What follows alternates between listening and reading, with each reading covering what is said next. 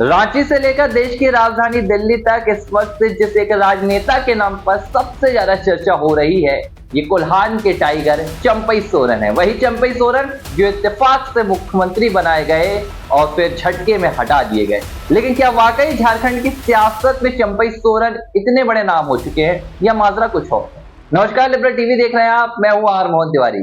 झारखंड में अक्टूबर के महीने में विधानसभा चुनाव होने, लोकसभा चुनाव में जिस लिहाज से परिणाम सामने आए, जिन सीटों में भारतीय जनता पार्टी का दबदबा हुआ करता था, वहां झारखंड मुक्ति मोर्चा ने अपनी पकड़ मजबूत कर ली, जीत हासिल कर। लेकिन अब विधानसभा चुनाव में झारखंड मुक्ति मोर्चा को भारतीय जनता पार्टी कितना यहां पर तनाव देगी, ये भविष्य बताएगा। लेकिन उनकी ही पार्टी के एक ऐसे नेता जिन्हें इत्तेफाक से मुख्यमंत्री का पद मिला था, लेकिन जब वो हटाए गए तो उन्होंने अब झारखंड मुक्ति मोर्चा के लिए सबसे बड़ी फजीहत खड़ी कर दी। हम बात कर रहे हैं कोल्हान के टाइगर नाम से झारखंड की सियासत में मशहूर चंपई सोरेन। चंपई सोरेन 2005 में पहली बार झारखंड से विधानसभा चुनाव जीतने वाले विधायक बने और तब से उन्होंने कभी भी चुनावी मैदान पर हार का मुंह नहीं देखा। कोल्हान के क्षेत्र में चंपई सोरेन का जोरदार दबदबा देखने को मिलता है। 14 से 15 सीट हैं। इन सीटों पर चंपई सोरेन का सिक्का चलता है। आदिवासियों के बड़े नेता चंपई सोरेन हैं। हर फरवरी के माह में जब हेमंत सोरेन को जेल का सफर तय करना पड़ा, तो आप देखिए कि चंपई सोरेन वो नेता थे जिन्हें मुख्यमंत्री का पद मिला। झारखंड में कोई दूसरा नेता भी हो सकता था, हेमंत सोरेन की पत्नी भी हो सकती थी, लेकिन भरोसा सबसे ज्यादा जिस राजनेता पर हेमंत सोरेन ने जताया था वो चंपई सोरेन थे। लेकिन देखिए सत्ता कितनी लालच देती है। चंपई सोरेन जिन्हें मुख्यमंत्री खुद हेमंत सोरेन ने बनाया, फरवरी का माह था, लेकिन जुलाई में जब हेमंत सोरेन बाहर आए तो उन्होंने अपनी गद्दी वापस ले ली और चंपई सोरेन को उनका मंत्री का पद वापस दे दिया।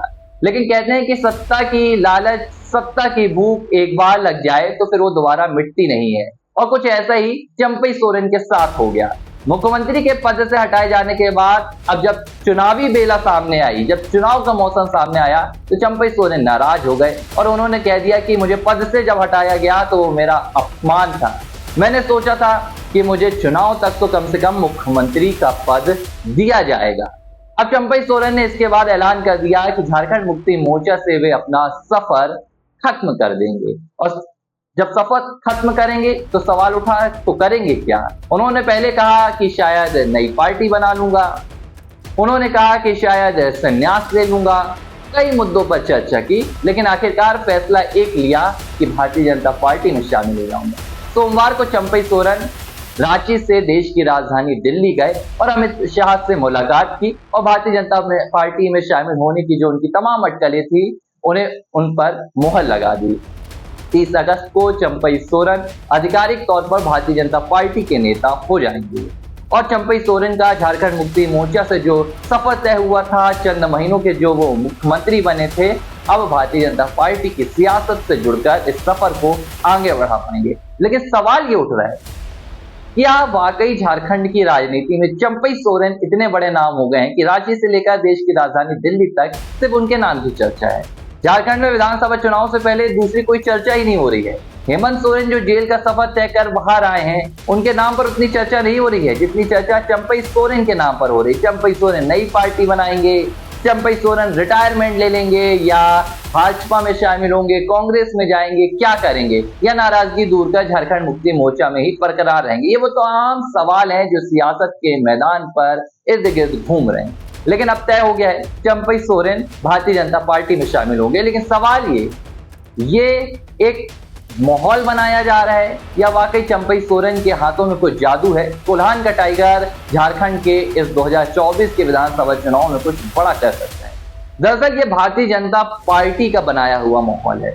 चंपई सोरेन झारखंड में एक बड़े आदिवासी नेता हैं और झारखंड में जब हेमंत सोरेन की गिरफ्तारी हुई तो इसे लेकर झारखंड में आदिवासियों की जो नाराजगी है वो कहीं ना कहीं भाजपा को झेलनी पड़ी।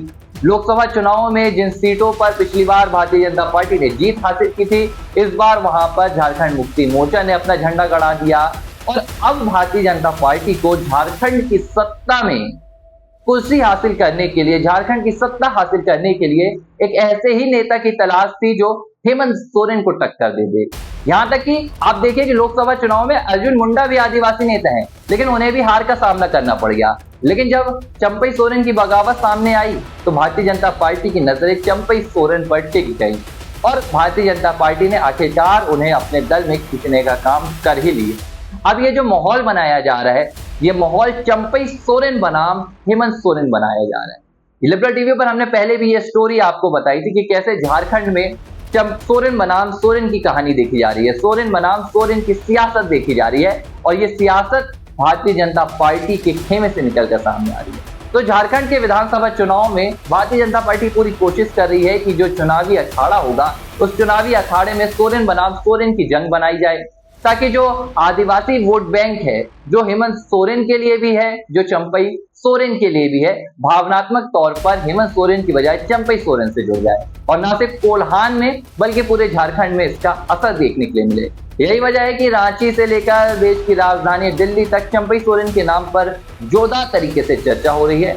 अब देखने वाली बात होगी कि 30 अगस्त के दिन भारतीय जनता पार्टी में शामिल होने के बाद कितना झारखंड की सियासत को चंपई सोरेन बदलेंगे और क्या चंपई सोरेन हेमंत सोरेन को टक्कर दे पाएंगे, ये भी देखने वाली बात होगी। लिबरल टीवी पर यह स्टोरी आपको कैसी लगी, कमेंट बॉक्स पर आप हमें बता सकते हैं।